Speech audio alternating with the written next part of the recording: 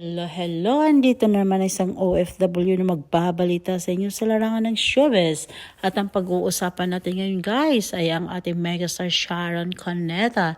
Dahil nga kamakailan lang ay dumalaw siya sa burol ni Ricky Dabao.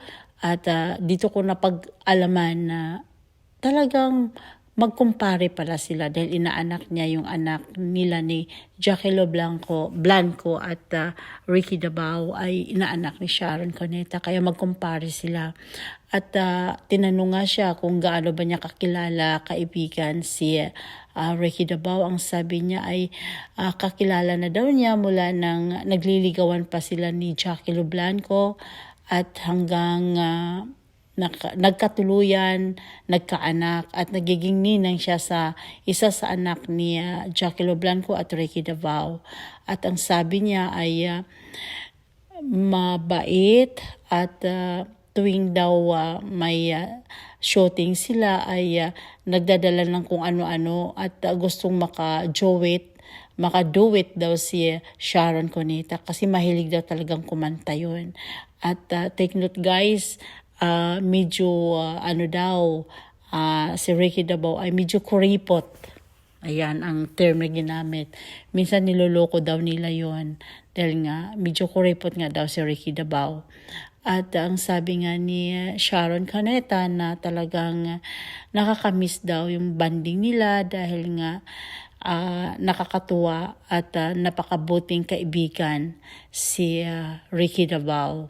At isa din daw sa malaking kawalan sa panahon ngayon ang pagkawala ni Ricky Dabao.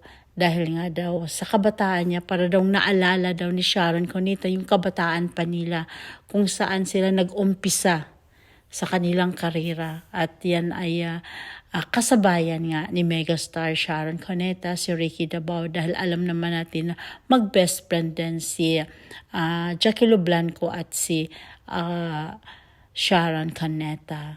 Kaya naman masakit daw na mawalan ng isang kaibigan, tunay na kaibigan, mabuting kaibigan.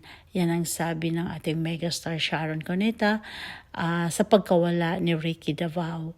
At sabi nga niya na napag-alaman daw niya na may sakit si Ricky Dabao noong lamay ng ating Pilita Corrales, The Asian Song of Queen. Doon daw sinabi ng mga anak ni Ricky Dabao na ang tatay nga daw nila ay medyo may sakit at hindi naman niya akalain daw ni megastar na hanggang doon na lang yung niya, umalubha na ba talaga yung kanyang naramdaman. So napakasakit daw na nawala ang kanyang kaibigan na kasabayan niya sa showbiz. At syempre, yung mga magagandang bagay ang naalala ni Sharon Cuneta, yung kanilang sweetness, nagsushooting sila nung unang pelikula nila, yun ang mga sinasabi at binabanggit ng ating megastar. Kaya naman ay andyan siya, nakiramay at dinamayan niya rin ang mga anak, yung inaanak niya at mga anak ni Ricky Dabao at si Jackie Blanco. At syempre naman, masakit kahit naghiwalay na sila ni Ricky Dabao at Jackie Blanco dahil may mga anak sila. Still, they are civil naman daw kahit naghiwalay sila, kaya they are okay.